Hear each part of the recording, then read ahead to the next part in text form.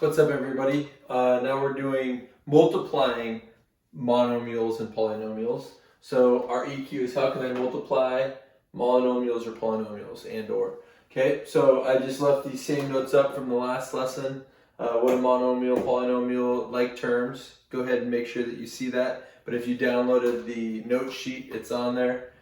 Two types of multiplication problems we're going to do today. Monomial versus monomial times monomial. So you're going to multiply the coefficients. That's the number before the variable. You're going to add the exponents. That's the small number above the variable. And the answer will probably become a monomial. Okay? And then we got monomial times polynomial.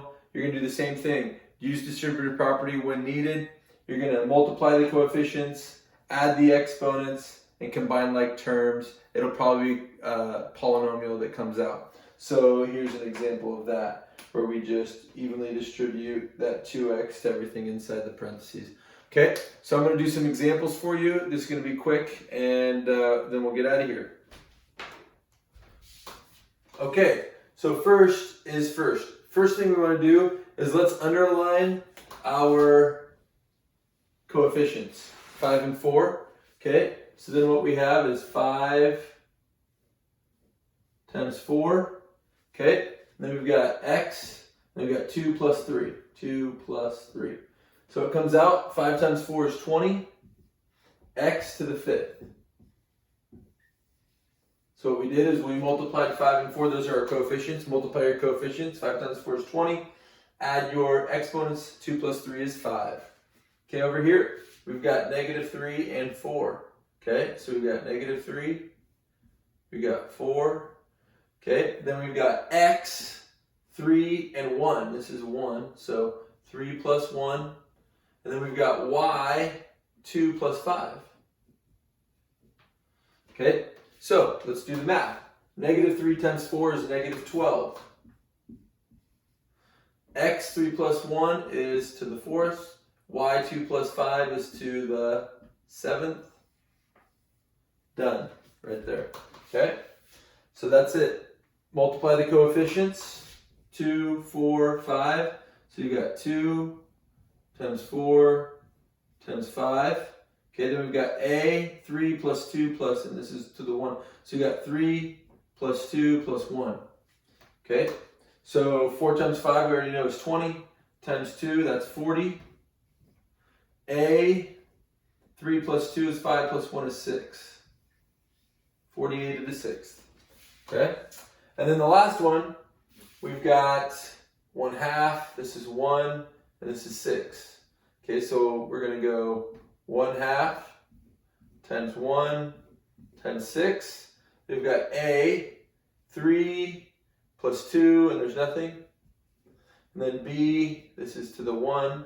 So to the 1 plus 2, we've got 2 right here. And then C to the 2. That's it. Okay, so do all the math. We've got 1/2 times 1, 1/2 times 6. Okay, so 1/2 times 6 is 3. A to the 5th, B to the 3rd, C squared. There you go. Okay, now what we're going to do is monomials times polynomials. Here's some examples, but first, don't forget, when you multiply terms with like bases, so x and y, you add the exponents. So here we go. All right, so we're going to evenly distribute this 5 to everything. So 2 times 5 is 10, x squared. 5 times x is 5x. And 5 times 4 is 20. Done. Okay. Now we've got 4a, negative 4a. Okay. And then we're going to evenly distribute it to everything. All right. So that'd be negative 4a times a squared b. So that'd be, this is 1a. So it's going to be negative 4. And then you've got a and a squared. So that's a 1 plus 2. And then b.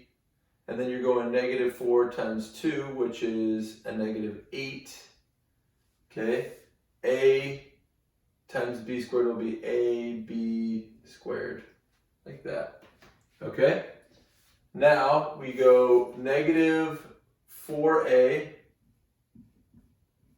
to the third b minus 8ab squared. All right? That's it. All done. We can't combine any other terms, so that's going to be it. Okay? You might ask, why don't we add the b's together? Because that's ab squared is one term. A cubed b is one term. They aren't the same, so you can't add them together. And the coefficients before them just means we have 4 of those. So we have 4 a cubed b. We have 8, or negative 8, negative 4, ab squared. Okay? So, now here, we're going to be multiplying. Okay? So remember, we're going to take these variables, okay, and we're going to evenly distribute them. So first one, we got these ones. You got 2x squared y times 3x. Okay, so what you do is, again, you're going to multiply the coefficients. So the coefficients 3 and 2, that's 6. Okay, and then you have x squared and x. So that'd be x squared plus 1. This is x to the 1, and then y repeated after it. So that's that. Now we go to the y, okay? So then that's going to be 2 times 1, and it's a negative 1, so it's going to be negative 2, okay? This is a negative 1 right here. X squared, there's nothing over there, so we'll just go x squared, and then y1 plus 1, okay? Because you got a y here and a y here. So it's 1 plus 1. Similar bases, bring the exponents. And if it's just a y, then it's y to the 1.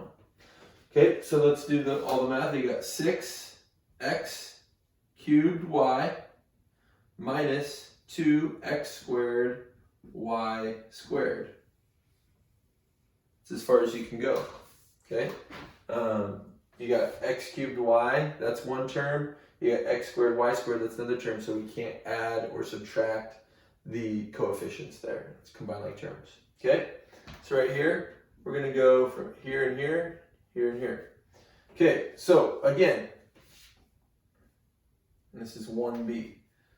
Okay? So now these terms are to the 1 right there. So we've got 3 times 5 is 15. A to the 1 plus 5, because we got 1 and 5, and then b to the 1. Nothing else happens. Plus, we've got 3 and 1, so it's 3, a to the 1, b to the 1 plus 1, because you got 1, and this is b to the 1. So now we just add those all up. You got 15, a to the 6th, b, plus 3ab squared. And that's as far as you can go. Okay? So don't get all caught up. All you got to do is just add the exponents for things with like terms, like a and a, like terms, and then multiply the coefficients. So that's 3 times 5, you got 15. Okay, now, number 9, it says the length of a rectangle below is 3 feet longer than its width. Okay, the width of the rectangle is x squared, so that's where we got x squared, and then plus 3. Okay, so write a polynomial that represents the area of the rectangle. Well, you know, base times width, or length times width, is how you find the area. So we will just go x squared times x squared plus 3. Okay, and so what we'll do is we will put those in there. So that's 1 and 1. Okay, so 1 times 1 is 1, so we've got x, 2 plus 2. Okay, because you got squared and squared. Then we got x squared times 3, so that'd just be 3x squared. So then we've got x to the 4th plus 3x squared. Right there. Okay? And then if you want to go in and do the next part, which is find the area if x equals 4. So we just substitute x for 4. So you got 4 to the 4th plus 3 times 4 squared. Okay? So 4 to the 4th plus 3x squared. All right? So that's all going to equal, I think it's 304 feet squared. You can do that math, work it out, and you'll find that. Okay? 4 squared is 16 times 3, and then 4 to the power of 4. You can do that. That's that. I'll let you do number 10 on your own. Try to find that. And then if you have any questions, make sure to email me. Ask me. This is kind of getting a little bit, a lot of stuff going on. Just remember, follow the rules. Okay? Multiply the coefficients. Okay? One step at a time. So right here I did one step, then I did one step, then I did one step. That's why I draw the arrows. Everything that's broken up by an addition or subtraction sign within the parentheses, I multiply the coefficients and add the exponents of the like bases. So x and x, y and y, that's it.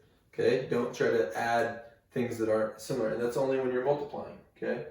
So down here we don't add the bases because we're not multiplying. We're just trying to combine and add or subtract, so we leave that alone. But up here we are multiplying, and that's when you multiply your coefficients, add your exponents, okay? So if you have any questions, make sure to email me, but try your best and turn that in. All right, have a great day.